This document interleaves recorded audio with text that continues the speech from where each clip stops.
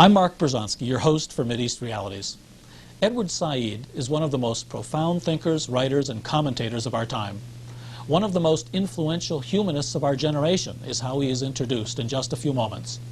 He also happens to be Palestinian. Born in Jerusalem, Said's family fled to Cairo when the civil war between Jews and Arabs broke out in British Mandate Palestine after World War II. Then, as a boy, he came to the United States. Said is one of the best-known professors at Columbia University, where he holds a distinguished and endowed chair in English comparative literature. As you will hear in the upcoming introduction, he has held nearly every major fellowship known to man or beast, and has delivered some 27 endowed lectures. Said is in demand throughout the world at major universities, not only in the field of literature, but as a social critic and political analyst. Though in his early years at Columbia, Said was not greatly politically involved, he became more and more so in the 70s and 80s. He was, in fact, a prominent member of the Palestine National Council during the time when the PLO was most ostracized and vilified in the U.S. In recent years, especially since the Gulf War and the agreements that followed between Israel and what was the PLO, Edward Said has become one of the most outspoken dissenters from and critics of U.S. foreign policy, Yasser Arafat, and developments in the Middle East region. Said's books and articles have been widely published throughout the world in many languages. Orientalism, published in 1978, is considered a defining treatise on the subject of Western cultural and social imperialism. In this series of 4 Mideast Realities programs, we are very pleased to be able to bring you one of Edward Said's most interesting and provocative recent lectures. The title of the lecture is The Clash of Civilizations, and Said delivered it at the University of Wisconsin in Madison in November of '95. What Said discusses is, of course, much broader than just contemporary Middle East events. But what he discusses is actually of considerable importance in providing the vital background necessary to really appreciate these events and put them in historical perspective. And during the lecture, and even more so in the question and answer period, Said specifically comments about Israeli-Palestinian developments in the past few years, comments that are of extreme importance and should be very carefully pondered. Each civilizational camp, you will notice, there are official representatives of the culture or civilization who make themselves into its mouthpiece. You know, people like William Bennett, who's going around telling us what our virtues really are. I mean, I didn't vote for Bennett, I didn't appoint him to that, but that function seems to exist now, proliferating as a function within cultures and countries. People who appoint themselves the spokesman of what our real values and traditions are, whose role is to, or they assign themselves the role of articulating our essence. But this always requires a considerable amount of compression, exaggeration, and reduction. So on the first and the most immediate level then, statements about what our culture or civilization is, or ought to be, necessarily involve a contest over the definition. If you're going to say ours, you have to be able to say what we are. How do we define ourselves? This is certainly true of Huntington, who writes his essay at a time in the U.S. when a great deal of turmoil has been occurring around the very definition of Western civilization. I would say this is the worst possible time to venture large generalizations about Western civilizations, because that's exactly what's being debated. What is Western civilization? Recall, for example, that in this country, many college campuses have been shaken during the past 20 years over what the canon of Western civilization was, what books should be taught, which ones read, not read, and so on. Places like Stanford, I'm sure Wisconsin as well, Columbia, every place you could think of, debated the issue, not simply as a matter of academic concern, but because the definition of the West, and consequently of America, were at stake. Anyone who has the slightest understanding of how cultures work knows that defining that culture, or that civilization, saying what it is for members, is always a major democratic contest. There are always canonical authorities to be selected and regularly revised, debated, selected, or dismissed. There are ideas of good and evil, ideas of value to be specified discussed and settled, or not, as the case may be. Moreover, each culture defines its enemies, what stands beyond it and threatens it. For the Greeks, for instance, beginning with Herodotus, anyone who didn't speak Greek was automatically a barbarian, and other to be despised and fought against. In every society, the official culture is that of priests, academies, and the state. It provides, all of these provide definitions of patriotism, loyalty, boundaries, and belonging. It is this official culture that speaks in the name of the whole, that tries to express the general will, that the general idea, which inclusively holds in the official past, the founding fathers, the texts, the pantheon of heroes and villains, and excludes what is foreign or different or undesirable or inferior. From it come the definitions of what may or may not be said, those prohibitions that are necessary to any culture if it is to have authority. It's also true that in addition to the mainstream or official or canonical culture and civilization, there are always dissenting, and this Huntington has no idea about. There are always dissenting, alternative, unorthodox, heterodox cultures within civilizational camps like Islam or the West or Japan that contain many anti-authoritarian strains in them in competition with the official culture. These can be called the counterculture that Gingrich is always bothering on about without ever showing any sign of understanding it. The counterculture, which is an ensemble of practices associated with different kinds, various kinds of outsiders, the poor, immigrants, artistic bohemians, workers, rebels, artists. From the counterculture comes the critique of authority and attacks on what is official and orthodox. The great contemporary Arab poet Adonis has written a massive account of the relationship between orthodoxy and heterodoxy in Arab Islamic culture. I'm sure Bernard Lewis never read it. Probably doesn't exist. And certainly Huntington has no conception of it.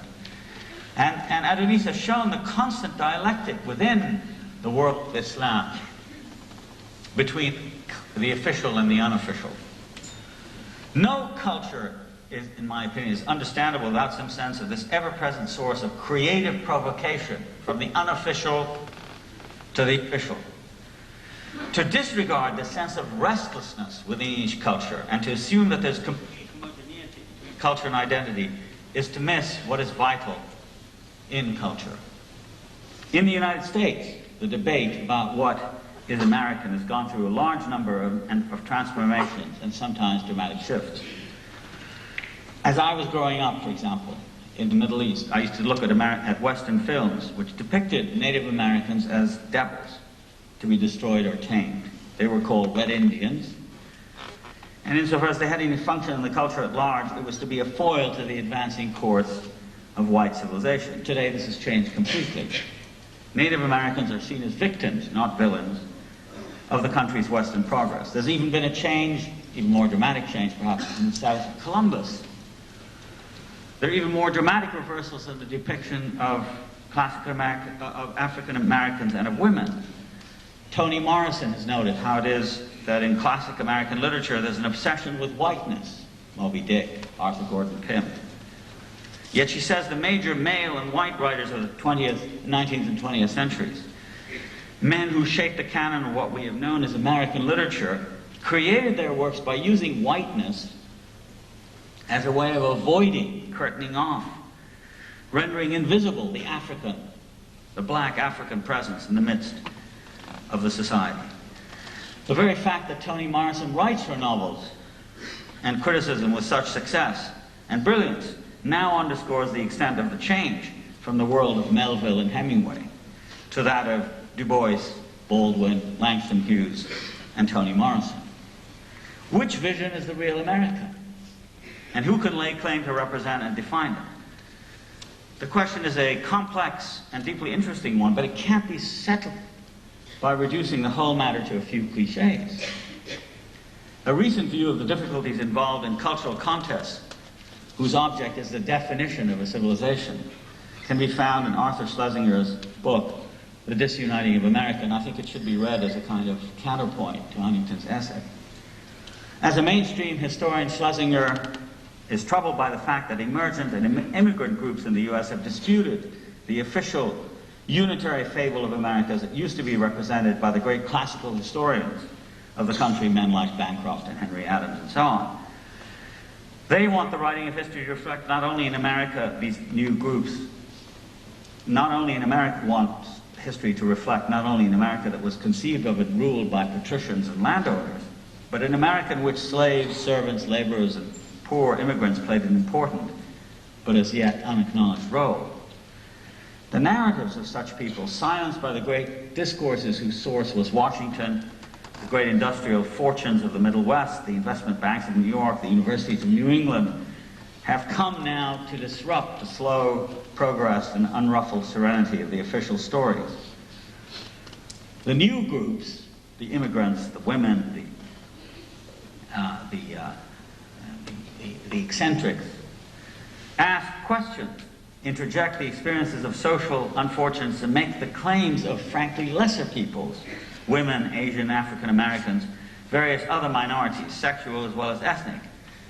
Whether or not one agrees with Schlesinger, there's no disagreeing with his underlying thesis that the writing of history is the royal road to the definition of a country and of a civilization, that the identity of a society is in large part a function of historical interpretation, which is fraught unendingly with claims and counterclaims.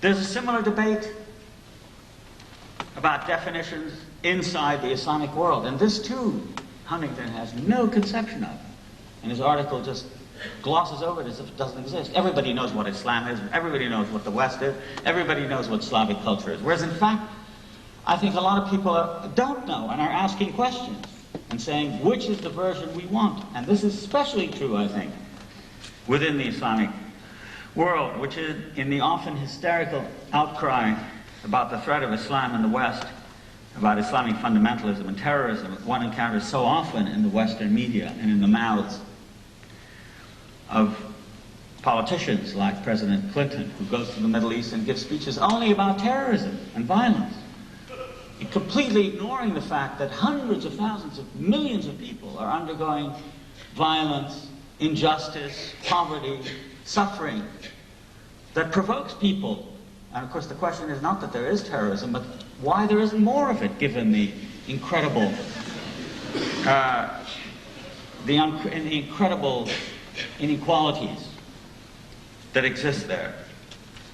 But no, all we pay attention to is is Islamic fundamentalism.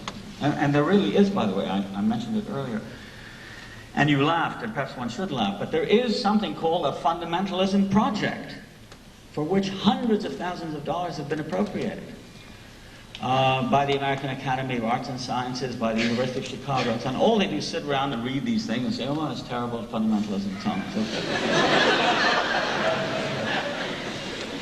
But what is forgotten and overlooked is the fact that, like every other major world civilization, Islam contains within it an astonishing variety of currents and countercurrents, most of them undiscerned by tendentious Orientalist scholars for whom Islam is an object of fear and hostility, or by journalists who don't know any of the languages or relevant histories. I met, for example, a journalist who writes for the New York Times, Judith Miller, spent 20 years writing about Islamic fundamentalism in the Arab world, doesn't know a word of Arabic. It's incredible. And people like that are content to rely on persistent stereotypes that have lingered in the West since the 10th century. Very little attention paid, for example, in the official U.S. media to what's going on in Iran today. Iran is in the throes of an enormous debate, stunningly energetic debate about law, freedom, personal responsibility, and tradition, all of it concerning Islam that is simply not covered by Western reporters. And of course, the scholars are worse than the reporters. And if you look at Islam in the Arab world, Far from there being a surge of Islamic fundamentalism, as it's reductively described in the Western media, there is a great deal of secular opposition to it, of which I count myself a member, in the form of various contests over the interpretation of Sunnah in matters of law, personal conduct, political decision-making, and so on. Moreover, what is often forgotten is that movements like Hamas and Islamic Jihad on the West Bank are essentially protest movements that go against the capitulationist politics of the PLO and mobilize the will to resist Israeli occupation practices, the expropriation of land, etc., which still goes on, even though there is this, wonderful peace process that we all feel so good about.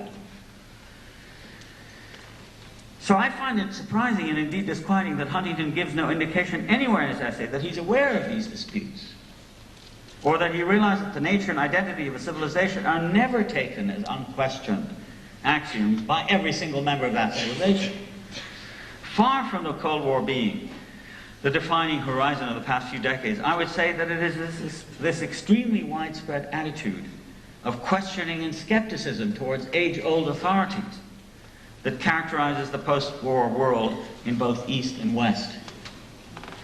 Nationalism and decolonization forced the issue by bringing whole populations to consider the question of nationality in the era after the white colonists have left.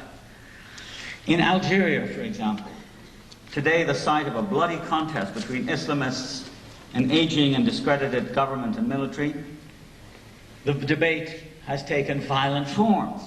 But it's a real debate and a fierce contest nonetheless over what is Algeria, what should it be.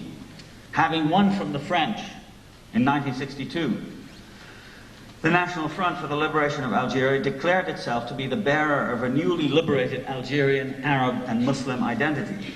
For the first time in the modern history of Algeria, Arabic became the language of instruction. State socialism became its political creed, non-alignment its foreign affairs position. In the process of conducting itself as a one-party embodiment of all these things, the FLN grew into a massive, atrophied bureaucracy, its economy depleted, its leaders stagnating in the position of an unyielding oligarchy. Opposition arose not only from Muslim clerics and leaders, but from the Berber minority, submerged in the all-purpose discourse of a supposedly single Algerian identity. The political crisis of the past several years after the elections of 1991 represents a several-sided contest for power and for the right to decide the nature of Algerian identity. What is Islamic about it? What kind of Islam? What is national? What is Berber? What is Arab? And so on. That's what's at stake in Algeria. To Huntington, what he calls civilization identity is a stable and undisturbed thing, like a room full of furniture in the back of your house. This is extremely far from the truth, not just in the Islamic world, but throughout the entire surface of the globe. To emphasize the differences between cultures and civilizations is completely to ignore the literally unending debate or contest about defining the culture of civilization within these civilizations, including several Western ones. These debates completely undermine any idea of a fixed identity. This is the point I'm getting to finally. That there is no such thing as a fixed identity which can be subsumed under labels like the West or the Slavs or the Japanese or the Africans, which Huntington considers to be a sort of ontological fact of political existence. You don't have to be an expert on China, Japan, India to know that. This is taking place everywhere. And we know it in our own experience in America. I talked about this a moment ago. Or there's the German case, in which a major debate has been taking place ever since the end of World War II about the nature of German civilization, as to whether Nazism derived logically from its core, or whether it was an aberration. But there's more to the question of identity even than that. In the field of cultural and rhetorical studies, a series of recent advances and discoveries have given us a much clearer insight into not only the contested dynamic nature of cultural identity, but into the extent to which the very idea of identity itself involves fantasy, manipulation, invention, construction. If you look, for example, at Hayden White's book, published during the 1970s, the book was called Meta-History, which is a study of several 19th century historians, Marx, Michelet, Nietzsche, and others. White makes the point, I think, beyond argument, that these historians determined what history was by the kind of figures and language that they use, so that rhetoric determines the vision of history. So that Marx, as he writes, is committed to a poetics of irony, and this produces a particular historical vision. And the point of White's quite brilliant analysis is that he shows us how histories are best understood not according to criteria of realness, but rather as to how their internal rhetorical and discursive strategies work. It is these rather than facts that make the visions of people like Tocqueville or Croce or Marx actually work as a system. The effect of White's book, as much as also the effect of Foucault's study, is to draw attention away from the existence of confirmations for ideas that might be provided by the natural world, and focus it instead on the kind of language used, which they've taught us to see as shaping the components of a writer's vision. Rather than the idea of clash, for instance, deriving from a real clash in the world, we would then come to see it as deriving instead from the strategies of Huntington's prose and his own interests, which in turn relies on what I would call a managerial poetics, a strategy for assuming the existence of stable, metaphorically defined entities called civilizations, which the writer proceeds quite emotively to manipulate, as in the phrase from Huntington. Listen to this. The crescent-shaped Islamic bloc from the bulge of Africa to Central Asia has bloody borders. I'm not saying that Huntington's language is emotive and shouldn't be, but rather that quite revealingly it is the way all language functions in the poetic way analyzed by Hayden White. What is evident from Huntington's language is the way he uses figurative language to accentuate the difference between our world, normal, acceptable, familiar, logical, and, as an especially striking example, the world of Islam with its bloody borders, bulging contours, crescent shape, all that suggests something really deeply disturbing. And that's what he's trying to do, make you afraid. This suggests not so much analysis on Huntington's part, but a series of determinations which create the very clash he seems in his essay to be discovering and pointing to. Too much attention paid to managing and clarifying the clash of cultures obliterates the fact of a great, often silent exchange and dialogue between them. What civilization today, whether Japanese, Western, European, Korean, Chinese, or Indian, has not had long, intimate, and extraordinarily rich contacts with other cultures, civilizations? There's no exception to this exchange at all. One would wish that conflict managers would have paid attention to and understood the meaning of the mingling of different musics in world music, in rock, for example, or in the work of high, serious composers like Olivier Messiaen or Toru Takamatsu, in which East and West blend together in music. Much the same is true of literature, where readers of Garcia Marquez, Naguib Mahfouz, Kenzaburo Owe exist far beyond the boundaries imposed by language and action. There's a collective enterprise in culture which the people who proclaim the clash of civilization and cultures completely miss. One thinks of the lifelong dedication that has existed in all modern societies among scholars, artists, musicians, visionaries, and prophets to try to come to terms with the other, with that other society or culture that seems so foreign and so distant. One thinks of Joseph Needham, the great Cambridge chemist who spent his life studying China, or in France, Louis Massignon, the great Orientalist who did his own pilgrimage within the world of Islam. It seems to me that unless we emphasize and maximize the spirit of cooperation and humanistic exchange